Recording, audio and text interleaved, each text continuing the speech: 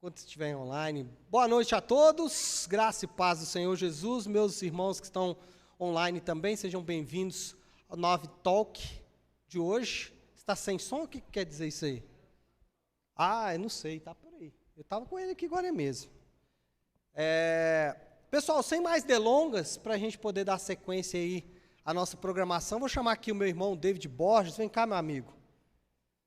David Borges é escritor, também seminarista, né, professor do Carisma, é isso? É pastor também da Lagoinha, né, pastor auxiliar, não é isso?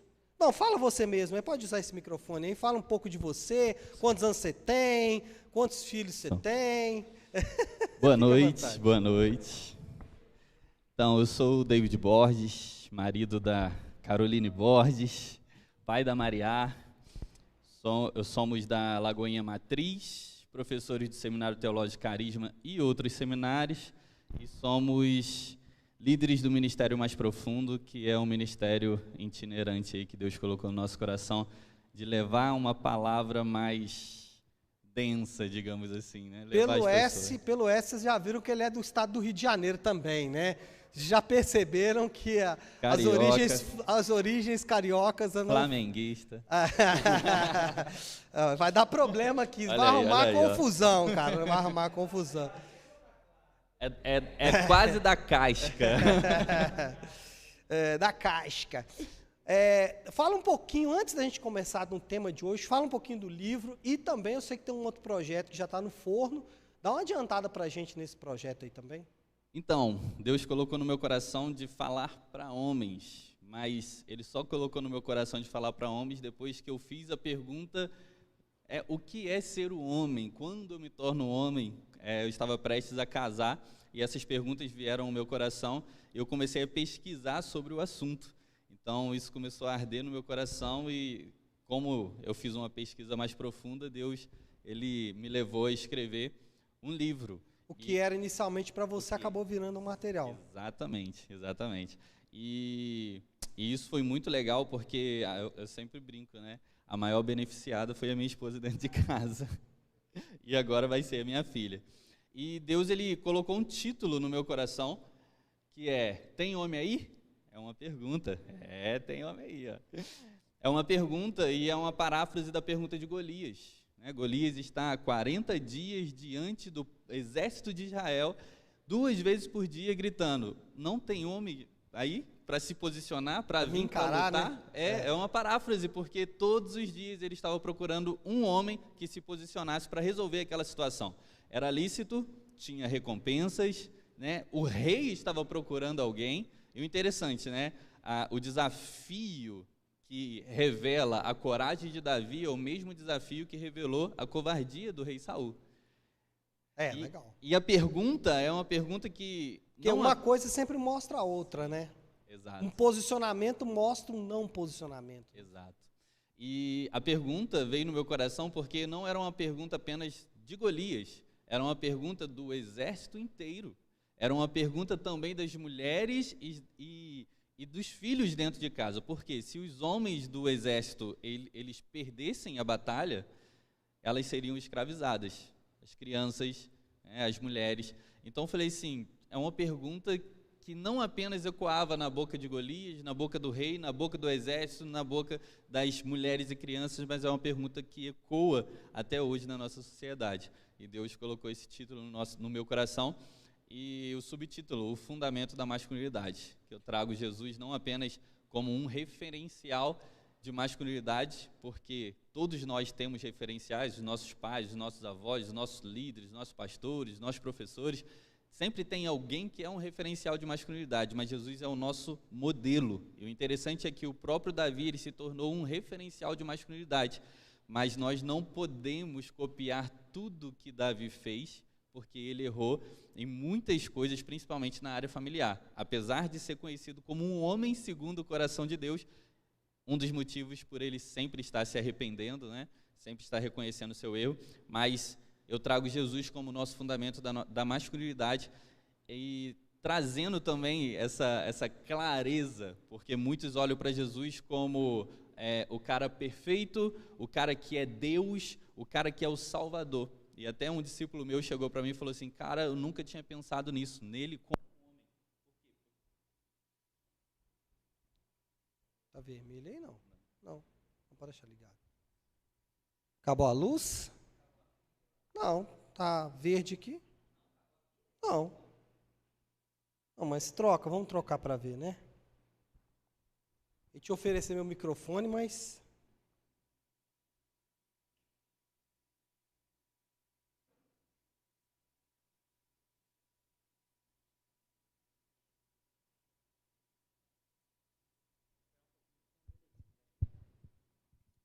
Acabei. Foi.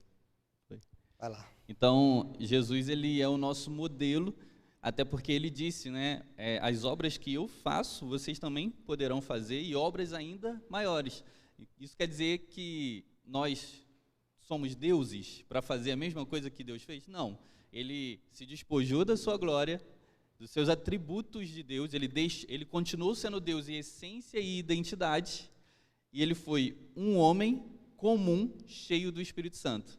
E ele, né, traz esse exemplo aí para a gente, apontando que nós podemos ser homens comuns, cheios do Espírito Santo, modelando ele e chegando à perfeita varonilidade que é mencionada em Efésios capítulo 4.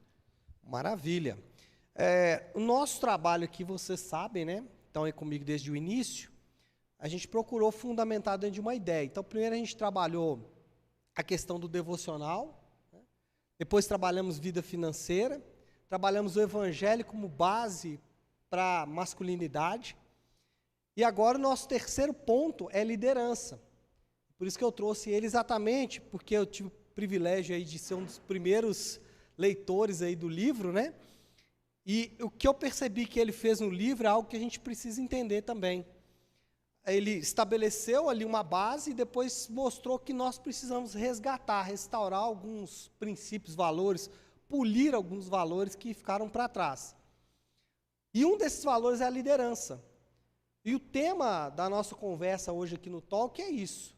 Homens que lideram pelo amor. Então eu queria que você falasse um pouco sobre esse tema, um pouco sobre esse assunto, para a gente começar a conversa. Então eu queria que você desse uma explanada aí sobre isso. Homens liderando pelo amor. Bom, isso é muito interessante porque quando a gente olha a liderança do homem,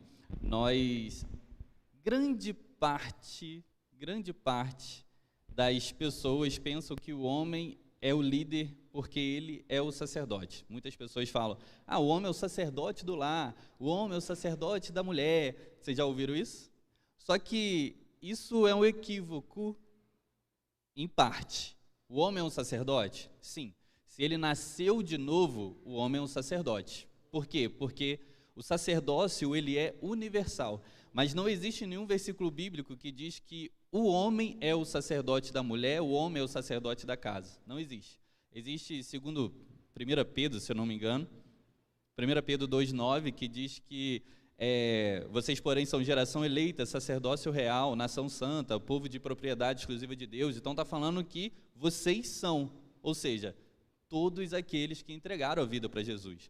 Em Apocalipse 1,6 diz que nós fomos feitos reinos e sacerdotes. Então, existe esse pensamento equivocado que o homem é líder porque ele é o sacerdote. Não, são coisas totalmente diferentes. O homem, ele é o sacerdote a partir do momento que ele entrega a vida para Jesus. Mas a mulher é também uma sacerdotisa a partir do momento que ela entrega a vida para Jesus. O homem, ele se transforma num sacerdote do lar se não houver mais ninguém cristão ali na casa dele. Assim, se a mulher ela for a única que entregou a vida para Jesus, ela é a única sacerdotisa ali e, né, ela vai buscar a Deus, não apenas por ela, mas pelos outros. Por que eu começo com essa visão e faço questão de clarificar essa visão? Porque se nós nos aprofundarmos, isso se torna um pouco perigoso. Porque no Antigo Testamento, o sacerdote, ele tinha uma função. Qual era a função do sacerdote? A função do sacerdote era pegar do povo e apresentar para Deus, apresentar pelos pecados, apresentar em orações, e o profeta, ele trazia de Deus e apresentava para o povo.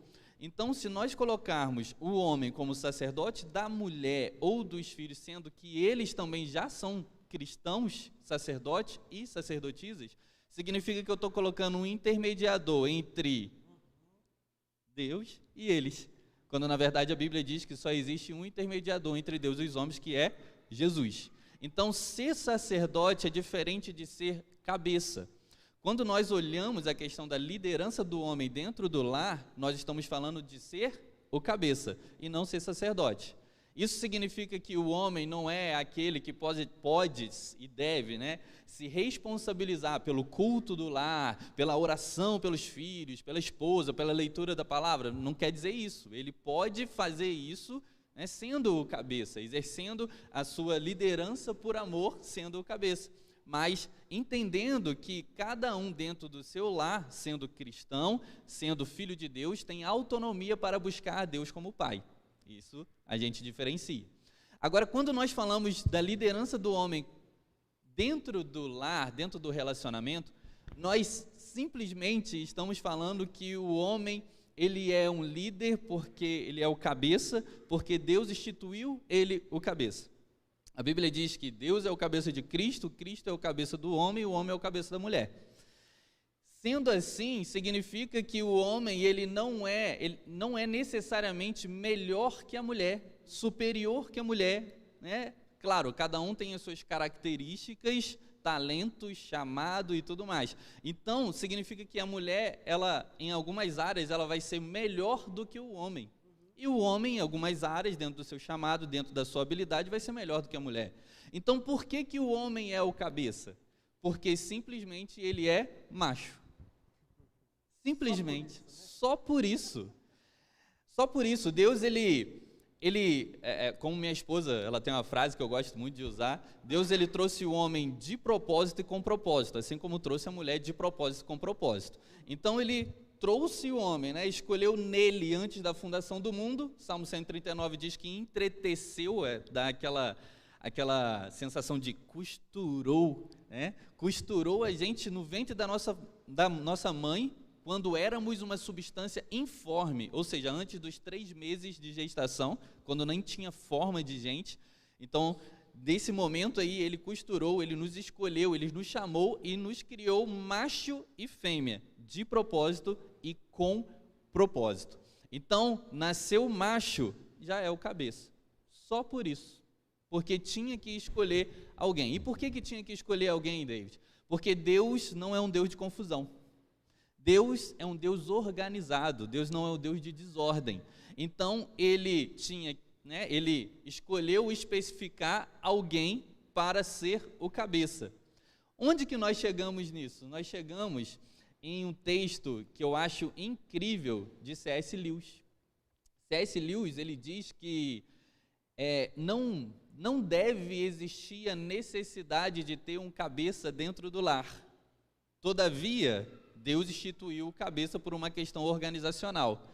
Ele diz assim: a necessidade de um cabeça segue-se da ideia de que o casamento é permanente. E claro, que na medida em que o marido e a esposa estão de acordo, a necessidade de um líder desaparece. E gostaríamos que esse fosse o estado de uma coisa normal no casamento cristão. Mas, quando existe um desacordo real, o que se deve fazer? Conversar sobre o assunto, é claro. Estou partindo da ideia de que tentaram fazer isso e mesmo assim não conseguiram chegar a um acordo. O que fazer então? O casal não pode decidir por votação, pois não existe maioria absoluta entre duas pessoas. Certamente, uma das duas coisas que pode acontecer, podem separar-se e cada um ir para o seu lado, ou então uma das partes deve ter o poder da decisão. Se o casamento é permanente, uma das duas partes deve, em última instância, ter o poder de decidir, visando sempre o bem da família como um todo. Não se pode ter uma associação permanente sem uma constituição. Então, C.S. Lewis está dizendo o quê? Que se existe um relacionamento saudável e os dois sabem que esse relacionamento é permanente, não tem como, num desacordo, ter uma votação, maioria. Então, Deus escolhe quem vai ser o responsável pela última palavra. Então, lá em casa é assim, a gente conversa, a gente se aconselha, a gente ora. a gente conversa de novo, a gente se aconselha com uma pessoa diferente, se for o caso, a gente ora. Chegou um momento, ela já olha para mim, a minha esposa já olha para mim e fala assim, então tá, decide aí. E eu entendo que é nesse ponto que o David, ele tem o privilégio, mas também a responsabilidade. Por quê? Se der errado, sou eu. Jesus vai cobrar de mim. Por quê? Porque eu tenho um cabeça acima de mim. Esse é todo o princípio de liderança, ele tem que partir disso. Eu sou o cabeça dentro do relacionamento simplesmente porque eu sou o macho, e eu tenho a última palavra depois de muita conversa, oração e conselho. Ponto. Agora, eu preciso estar sempre debaixo da liderança do meu cabeça. Por quê? O que é ser o cabeça? O ser o cabeça, basicamente, é você ter a visão e ter a direção. Funções básicas de uma cabeça. A visão, o olho, e a direção, o pescoço. Dentro disso, toda instituição que tem o cabeça, esse cabeça, esse líder, ele é responsável por proteger, promover e prover. Proteger fisicamente, proteger emocionalmente, espiritualmente, prover. Não significa que ele tem que ganhar mais que a mulher, mas significa que ele tem que sentar e falar, olha, isso daqui que está acontecendo, o dinheiro vai ser direcionado para isso, até porque eu acredito que a renda é uma só, independente de quem ganha mais, e promover, elogiar, validar e tudo mais. Agora, quando a gente fala de cabeça, nós entendemos que o cabeça tem a visão, e nós estamos debaixo do nosso cabeça, que é Cristo, e Cristo está debaixo do cabeça, que é Deus. E não existe uma hierarquia dentro da Trindade, existem propósitos, porque são pessoas diferentes com propósitos diferentes. Então, nós entendemos que Deus ele tem um propósito e ele enviou seu Filho para cumprir esse propósito. Jesus assumiu esse propósito e ele quer resgatar a humanidade para si mesmo. E dentro disso ele nos colocou, nos chamou. Então, nós somos cooperadores da visão maior do nosso cabeça, que é Cristo. Qual é a visão de Cristo? Resgatar a humanidade para nós mesmos. O propósito eterno de Deus é a comunhão. Então, nós temos uma visão macro. Dentro dessa visão, Jesus nos permitiu ter uma outra visão. A visão familiar. Onde nós vamos chegar com a nossa família? O que nós vamos alcançar? Onde nós iremos estar? Com quem nós iremos estar? Então, a visão é onde eu quero chegar. A missão é o que eu faço todos os dias para alcançar essa visão. Então, uma das coisas que eu falo é que se o homem ele tem dificuldade dentro do lar para exercer essa liderança, significa que ele não está exercendo uma liderança compartilhada. Porque a melhor coisa é ter um líder dentro de casa que compartilha essa liderança e libera a mulher para ser o melhor que ela pode ser dentro do propósito dela, do chamado dela. Por exemplo, eu com a minha esposa, eu libero ela para voar. Voa, seja o melhor que você, a melhor versão, estude, busque dentro daquilo que Deus chamou você para ser. Porque a liderança do homem não ofende a autonomia da mulher. Um exemplo de mulher, a gente vê muito nos chás de mulheres, nas reuniões de mulheres, encontros de mulheres, elas falam muito de Provérbios 31. E Provérbios 31, você tem um homem que é honrado pela sua esposa. E ele é o cabeça do lar e não tira a autonomia daquela mulher. E aquela mulher, ela é comunicativa, ela é empresária, ela tem servos, ela tem toda uma autonomia. E é lindo olhar para a mulher de Provérbios 31. Então significa que o homem, ele prospera e ele dá a visão dentro dessa prosperidade. Ele abençoa a sua mulher para caminhar junto dentro da visão e ele caminha dentro dessa missão. E por que muitos homens não são respeitados hoje em dia? Porque eu falo que o homem que não é respeitado dentro da sua casa, e o respeito é a linguagem de amor do homem, a Bíblia fala para o homem amar a mulher, mas fala que a mulher deve respeito ao homem. Por quê? Porque a linguagem do amor do homem é respeito. Um dia a Carol chegou para mim e falou assim, amor, eu te respeito, eu honro você. O que eu posso fazer para te honrar mais? Eu fiquei vermelho, falei assim, meu Deus, que doideira. Isso para mim é mais forte que um te amo. Então, assim, se o homem ele tem dificuldade de respeito, é porque ele não tem uma visão clara, né? Porque a visão leva à missão, sendo que a visão, nós já temos uma visão macro de Jesus, que é o nosso cabeça. Mas a partir do momento que você chega e fala assim, nossa casa vai para esse lugar, o nosso casamento, a nossa família vai alcançar essa visão, você tem a sua missão todos os dias.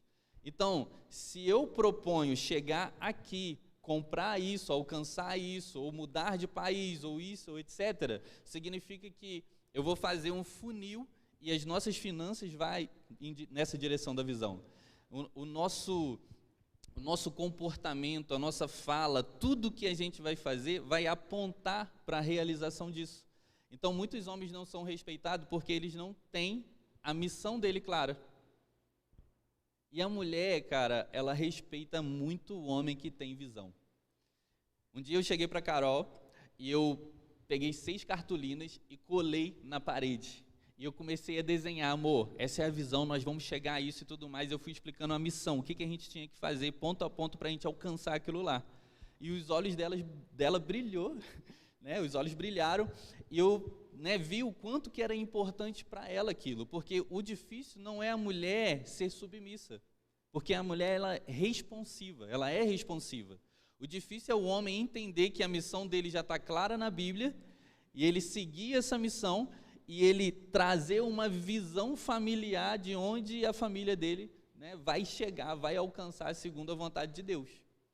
Então, a liderança forte do homem, a liderança pelo amor do homem, ela precisa estar debaixo do cabeça dele, que é Cristo, e ela precisa ver a família como um todo, e não necessariamente ele precisa decidir tudo sozinho.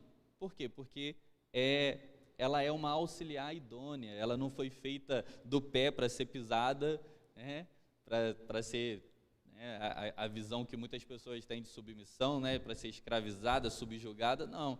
Ela foi feita do osso da costela, para ser protegida, para estar do lado e tudo mais. Então, se a gente tiver essa visão de submissão ao nosso cabeça, que é Cristo, e ele nos ensina a amar a mulher com amor sacrificial, e nós tivermos essa visão e andar debaixo da missão, tudo que a gente for conversar dentro de liderança vai entrar dentro dessa visão e dentro dessa missão. Sexualidade está dentro disso daqui. Finanças está dentro disso daqui. E as coisas vão se resolver de uma maneira muito melhor. Por quê? Porque se a mulher ela entende muito mais o amor de Cristo por ela do que o nosso amor por ela.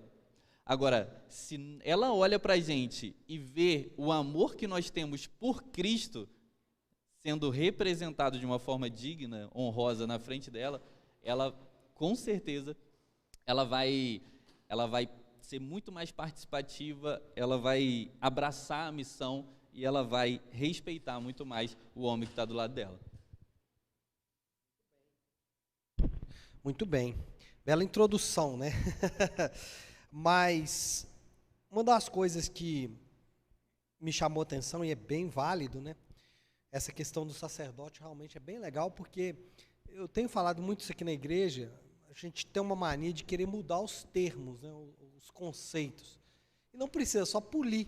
E o sacerdote é uma coisa que precisa polir. O papel do homem é liderar, ou cabeça, como você usou o termo várias vezes, que também são conjuntos. Mas sacerdote, todo crente é sacerdote, ele tem as suas responsabilidades diante de Deus e tal. E aí, dentro dessa vocação do homem para a liderança, que você falou muito bem sobre ela, muito do que ela representa. Agora, o que a gente percebe e sabe é que, de forma geral, o mundo está em crise, e aí os personagens estão em crise, né? Então, o mundo artístico está em crise, o mundo político está em crise, o mundo dos esportes está em crise. Perdeu-se muito das referências, e para o homem não é diferente, né? Os líderes estão em crise, etc. e tal. E uma das grandes perguntas que me é feita por muitos homens, e o que eu percebo muitas vezes, é na prática. Pastor, ok, eu já entendi que eu tenho que ser líder, mas como que é isso na prática? Só eu que tenho que chamar para orar? Só eu que tenho que pagar as contas? Só eu que tenho que levar as crianças na escola? Só eu que tenho que lavar as vasilhas? Como que funciona isso na prática? Eu vi que você já deu alguns bons exemplos aí, mas eu queria que você exemplificasse mais, que você falasse mais como é essa liderança na prática. Então, na prática, aquele que não governa a si mesmo, ele não está apto para governar nada. Então, na prática, nós precisamos nos liderar. Na prática é assim, já aconteceu isso lá em casa. A Carola fala, ora por mim, e eu falo, ué, por que você não ora por mim? Por que você não ora pela gente? E fica jogando para o outro. Mas o que isso significa? Significa que eu não estou com vontade de falar com Deus, e é por isso que eu não estou orando pela gente. Por quê? Porque se a minha vida devocional ela é diária, e o meu contato com Deus ele é permanente, qual dificuldade que eu vou ter de chamar a minha esposa e falar assim, eu já estou orando por mim e pela minha família, eu quero que você fique presente aqui para que, né, você complemente ou você receba essa oração, eu te abençoe, você saiba o que está falando, a minha conversa com Deus. Então, na prática, funciona muito mais quando eu lidero a minha própria vida. Por quê? Porque a gente, cara, é algo que eu sempre repito, a gente estuda para muitas coisas.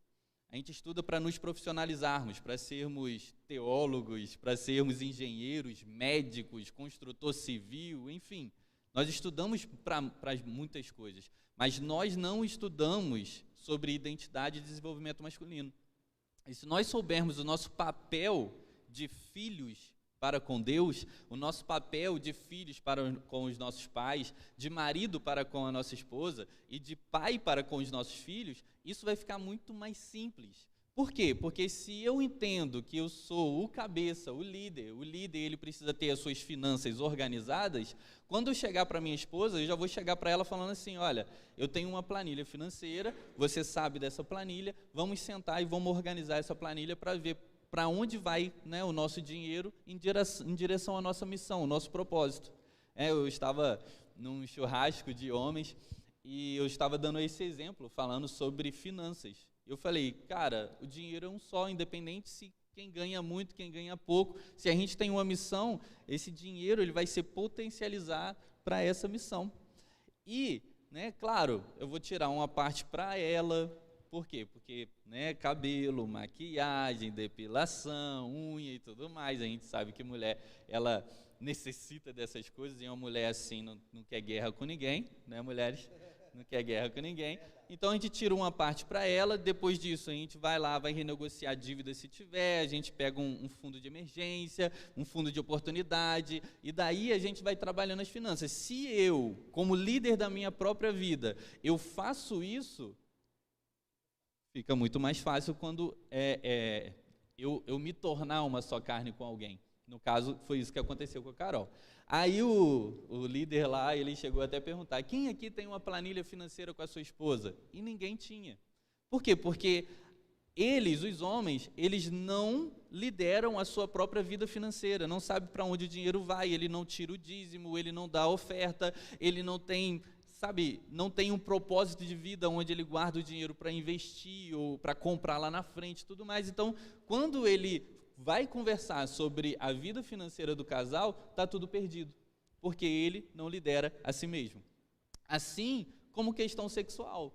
A questão sexual, você não se conhece. Se você não se conhece, você não vai poder falar para sua esposa o que você gosta, quais são os seus limites, né, o que você acredita que é certo ou não diante da Bíblia e tudo mais. Então, você vai fugir daquilo que deveria ser saudável para um relacionamento. Por quê? Porque você não lidera a si mesmo. Isso se encaixa em todas as nossas áreas. Então, na prática, o homem ele deve primeiro liderar a si mesmo, para depois ele exercer de forma saudável a liderança dentro do lar. E isso acontece quando nós somos solteiros. Bem legal, conceito bacana. Porque, e aí talvez a pergunta que eu vou fazer agora, dentro disso, que é uma pergunta que eu escuto também, pelo que eu entendi, liderar na prática é você ter autoridade para falar de determinado assunto. Né? Eu entendo a autoridade, é claro que existe a questão da autoridade espiritual, mas eu entendo a autoridade também como o seguinte, eu tenho experiência no que eu estou falando. Eu não estou falando de algo que eu não conheço. como eu vou falar para minha mulher, por exemplo, eu estava conversando isso com uma pessoa um tempo atrás, e ele me falou, minha mulher gasta muito. Eu falei, como é que você sabe? Aí ele falou, eu sei. Eu falei, não, você não sabe. Você está supondo. Como é que você sabe que você gasta menos do que ela? Aliás, como é que você sabe que o seu carro gasta menos do que ela?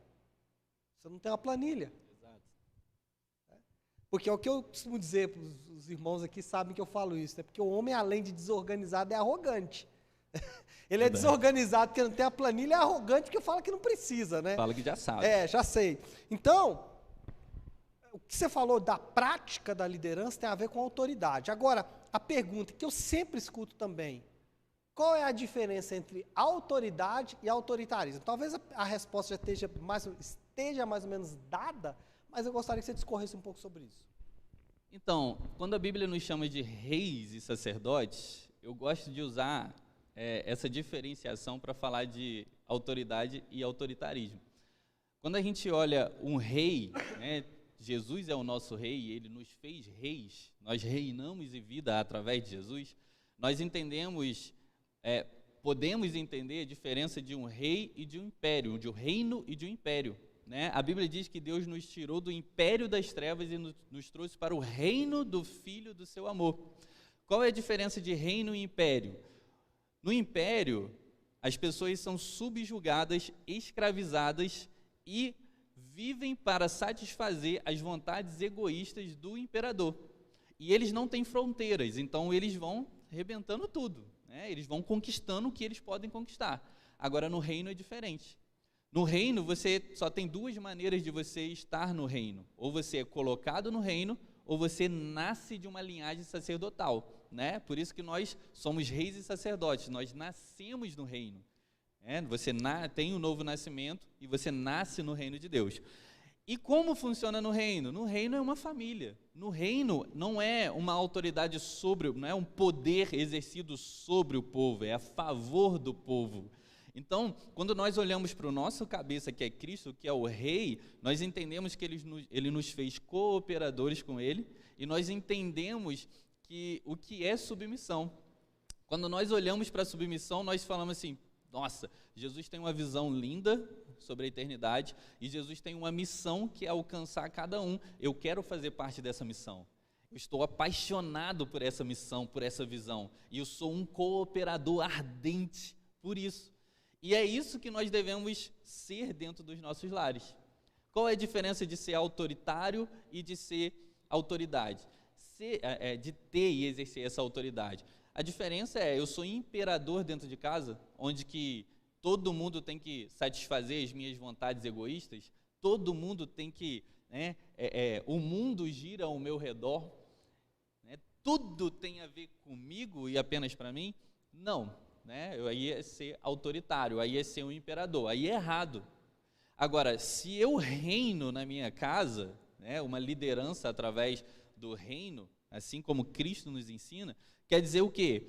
Que eu vou servir o meu povo, quer dizer que eu vou servir a minha esposa, maior é aquele que serve.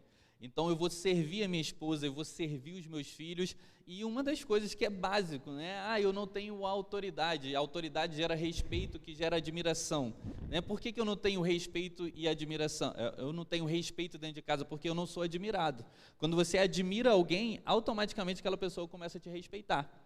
Por que a minha mãe, ou então a minha esposa, ou então os meus filhos não me respeitam? Porque eles não me admiram. Então entra na questão que você falou, a autoridade é saber o que você está falando com propriedade, ou até mesmo ter vivenciado aquilo. Então, a partir do momento que eu demonstro para ela que eu me preocupo, que eu sei onde nós vamos chegar, qual é a missão, para onde vai o dinheiro, que a gente precisa orar, que a gente tem que buscar em Deus e tudo mais, ela vai começar a gerar admiração. Essa admiração vai gerar respeito e assim ela vai perceber a autoridade que nós temos, mesmo que a gente não seja perfeito, porque nós não somos. Outro dia eu levei a minha esposa para ver o pôr do sol. Chegou lá, estava entre nuvens. Aí eu gravei um vídeo e falei assim, olha, esse é um exemplo para todos os homens. Uma dica, elas não querem que você seja perfeito. Elas querem que você tenha iniciativa. Porque mesmo não tendo um pôr do sol lindo, tendo um pôr do sol entre nuvens, ela ficou maravilhada. Ela falou, nossa, muito obrigado por me trazer aqui, a gente está junto, tirou foto da família e tudo mais. Por quê? Porque ela quer iniciativa. Então, a partir do momento que você tem iniciativa, ela começa a gerar admiração, porque um líder precisa ter iniciativa. E essa admiração traz o respeito. Por quê? Porque respeito não se pede, respeito se conquista.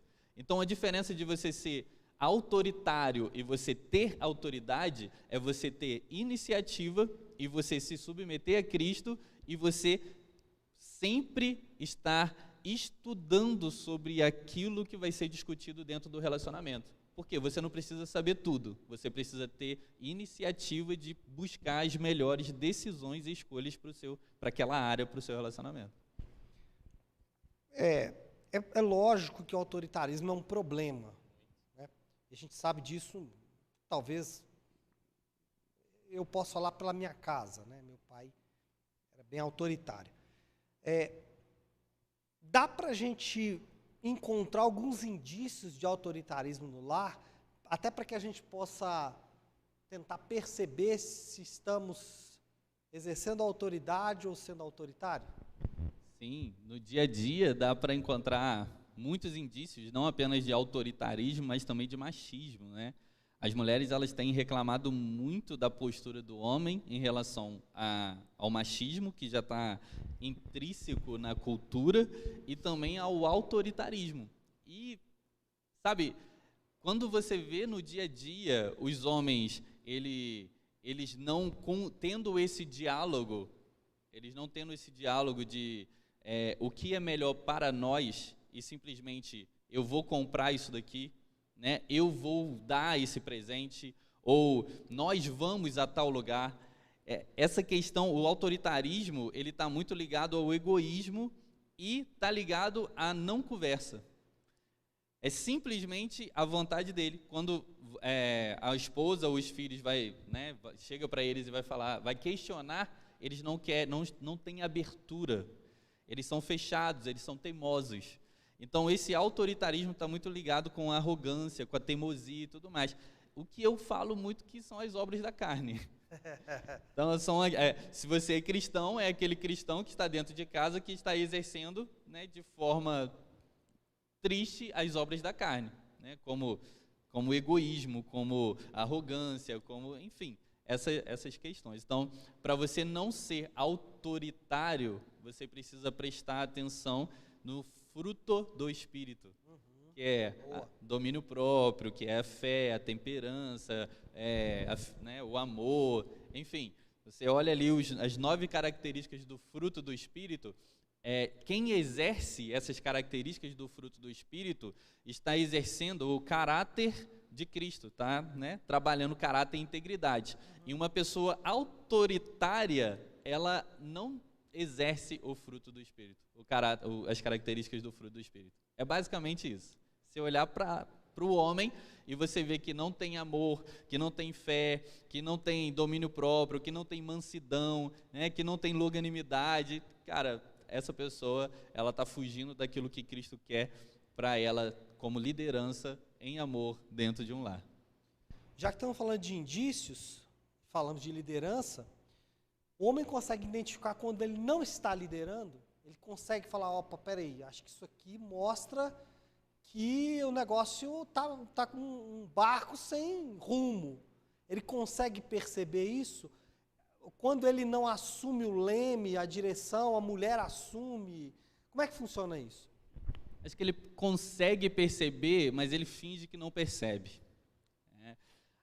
Eu costumo dizer, né, para a gente chegar a esse ponto, eu costumo dizer que nós não nascemos homens, nós nascemos machos.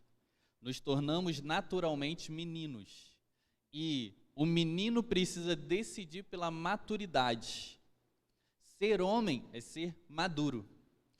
Tanto que você vê um homem, um adulto, nem chamo de homem, um adulto com características de menino que é filhinho da mamãe, que é autoritário, que é egoísta e tudo mais, né, que faz brincadeiras, não tem limites para as brincadeiras, a gente logo fala, um crianção, é um meninão.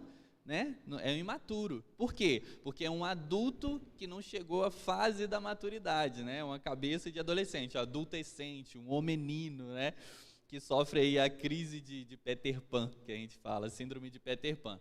Então, quando a gente olha esse homem imaturo, a gente vê que a capacidade dele de liderança, ela está totalmente disfuncional, porque nós não colocamos crianças para liderar. Não colocamos crianças para liderar.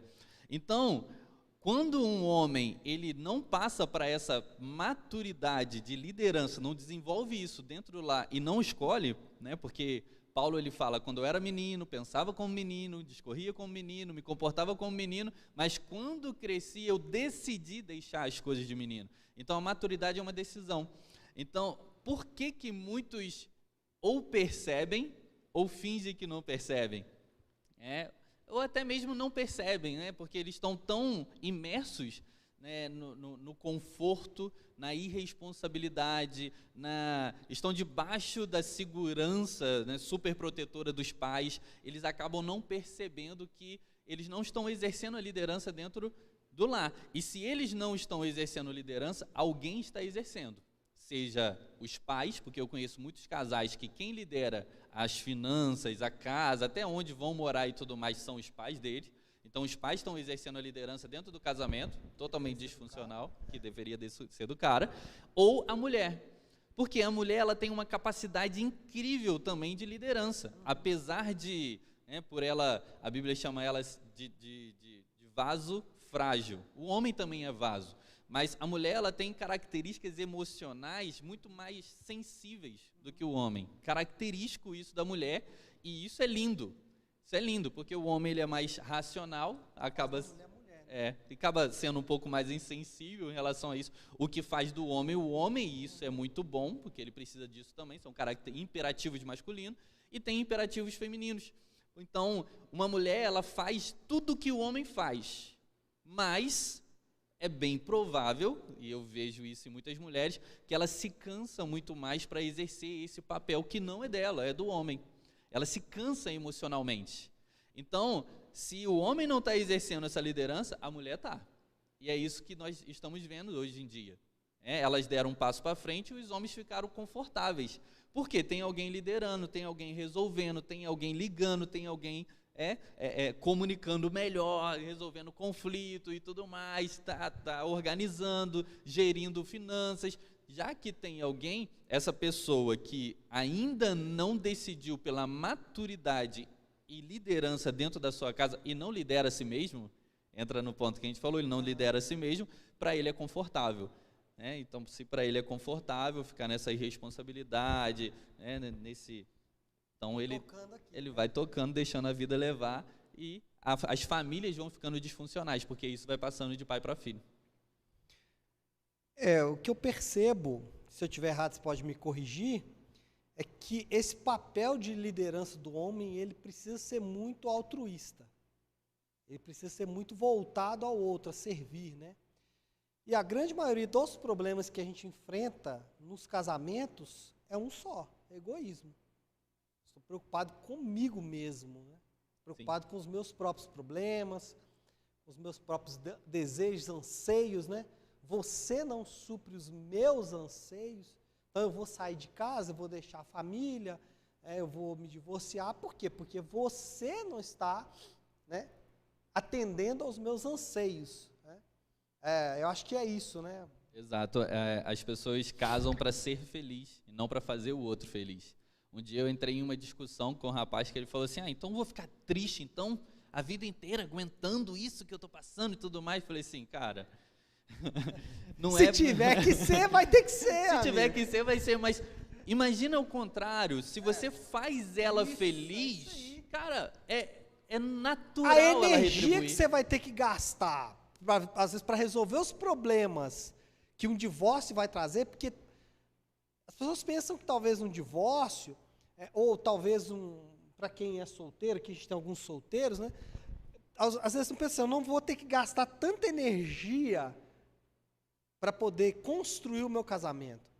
O tanto de energia que você vai ter que gastar para construir o casamento e fazer ele bom é o mesmo tanto de energia que você vai ter que gastar para desfazer aquilo que você, teoricamente, fez ruim, né? Exatamente, exatamente. Então, se a gente tivesse... a minha esposa, ela fala muito sobre aliança de sangue. O casamento é uma aliança de sangue, permanente, indissolúvel, é para sempre. Se a gente entrasse no casamento com essa mentalidade... Claro, isso. Cara, isso iria resolver a maioria, né, dos divórcios. Deixa eu todos. me virar com essa mulher aqui, que eu vou ter que ir com ela até o fim, né? Exatamente, é aquela questão de dois velhinhos, né, né, o avô estava brincando com o filho, né, essa história é muito conhecida, com o neto, e falou qual é a diferença entre os brinquedos de hoje, né, dos relacionamentos de hoje e o relacionamento do passado.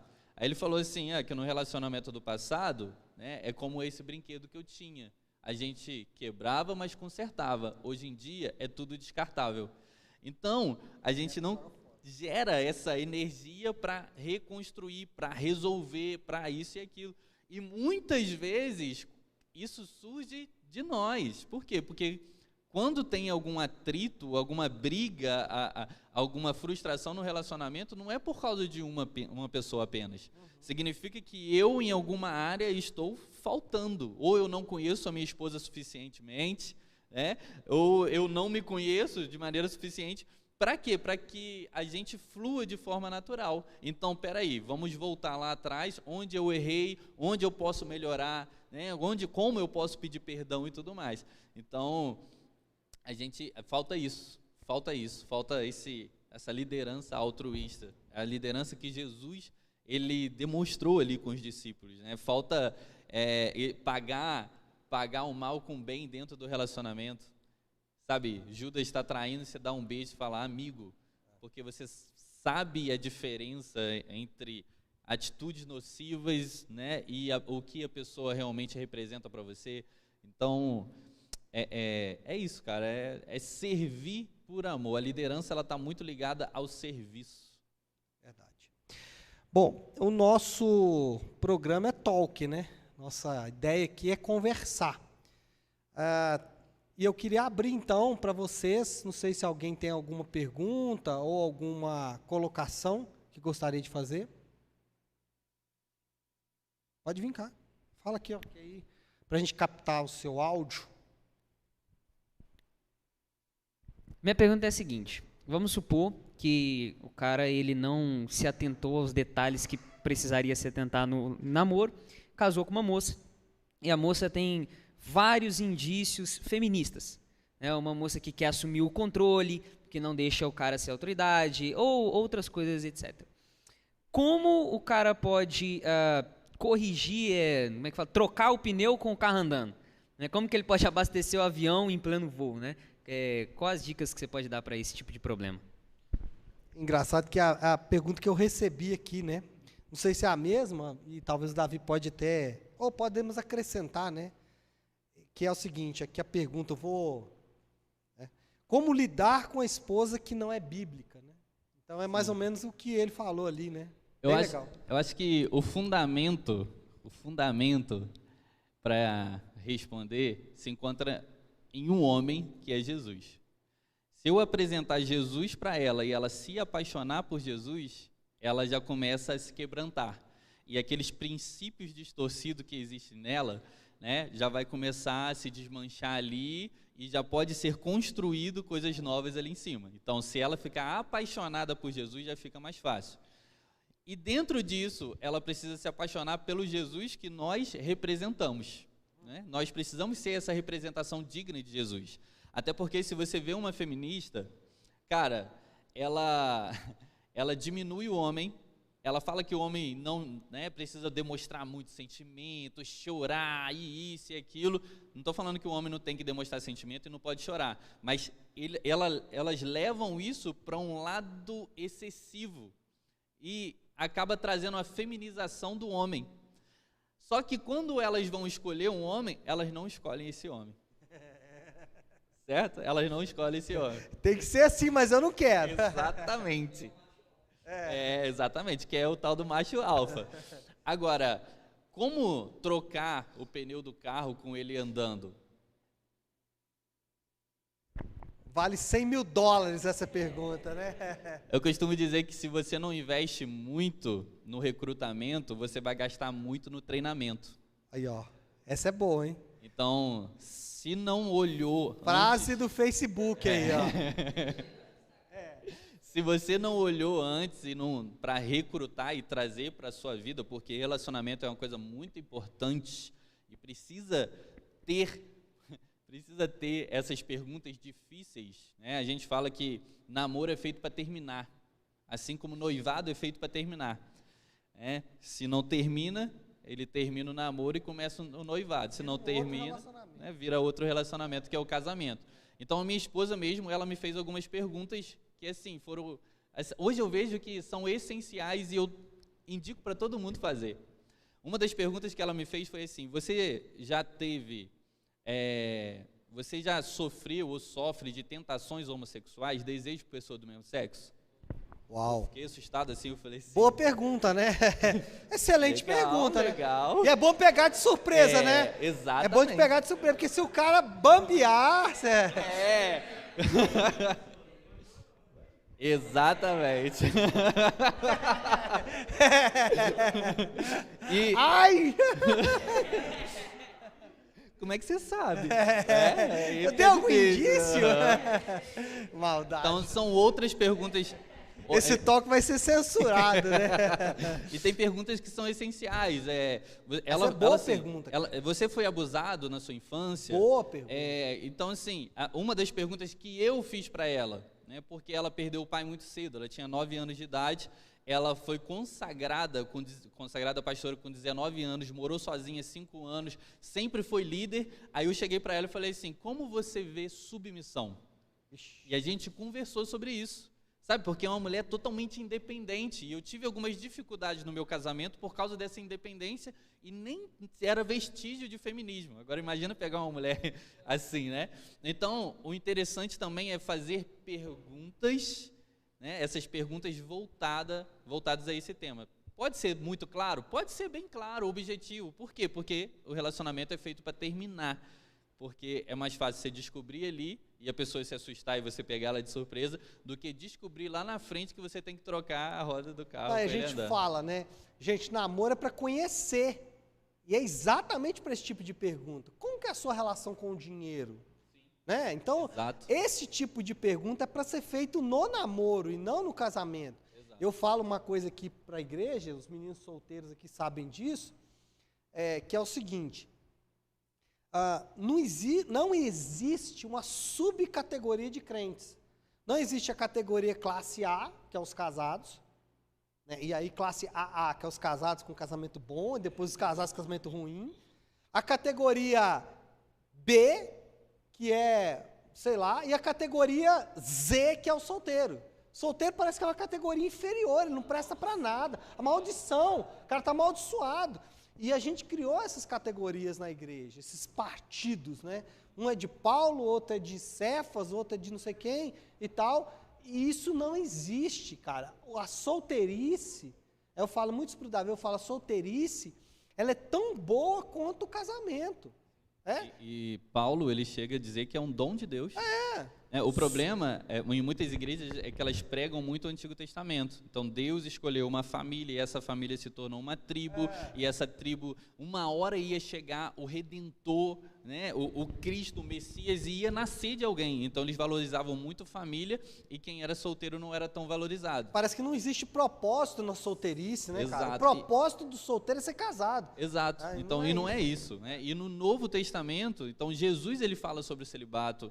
Paulo, ele fala sobre, né? Paulo foi celibatário, né, cara? Exatamente. Então, existe sim a possibilidade de ser um celibatário e não, né? Existe também a possibilidade de você ficar solteiro até, de fato, encontrar uma esposa. E não existe uma categoria inferior. Você é solteiro, você é casado, um é melhor do que o outro. Não. Agora, são tempos distintos. Né? Se os solteiros se pensassem assim, pelo menos, e se preparassem para casar, para entrar numa outra categoria, pelo menos ia ter algum benefício, né? Mas nem nisso pensa. Nem isso tem, né? Alguém tem mais alguma pergunta, gente? Aqui da turma? Porque... Alguma não, né? Porque é o seguinte, dentro dessa pergunta, né, como lidar com a esposa que não é bíblica, e aí talvez a gente pode começar a pensar em finalizar, porque já é 9h11, tem um rango ali para a gente ainda, então tem que dar tempo para a gente comer com vontade, né? Mas essa talvez seja a nossa última pergunta aqui para finalizar. E é a mesma, né? Como lidar com filhos que não são bíblicos? Perguntou como lidar com a esposa que não é bíblica, mas como lidar com filhos que não são bíblicos? Essa eu respondo com o versículo, né? Ensinando ele no caminho e não o caminho. Sim, o versículo ensine o seu filho no caminho que se deve andar e não o caminho. Andando nele. Exatamente. Né? Então, você andando nele, você vai ser um referencial para ele. E dentro de masculinidade é até essa questão, né? O menino ele precisa ter um referencial forte e saudável de masculinidade dentro de casa. A gente entra até nas pessoas que acabaram adquirindo trejeitos femininos por causa da convivência e por causa dessa falta desse referencial forte de masculinidade dentro de casa. Então, o homem ele não precisa, ele precisa ser esse referencial forte e saudável de masculinidade dentro de casa. Ele precisa ser esse referencial de esposo dentro de casa, e isso é uma diferenciação muito importante. Por quê? Porque a esposa vai vir antes dos filhos. Os filhos, eles são muito importantes, mas a esposa é uma só carne. Os filhos, eles são treinados para voar e se tornarem uma só carne com outra pessoa. Então, quando um filho, e isso me marcou demais, quando o filho ele está desrespeitando a mãe, um pai, ele não fala assim, não respeita sua mãe. Não, ele fala assim, respeita a minha esposa.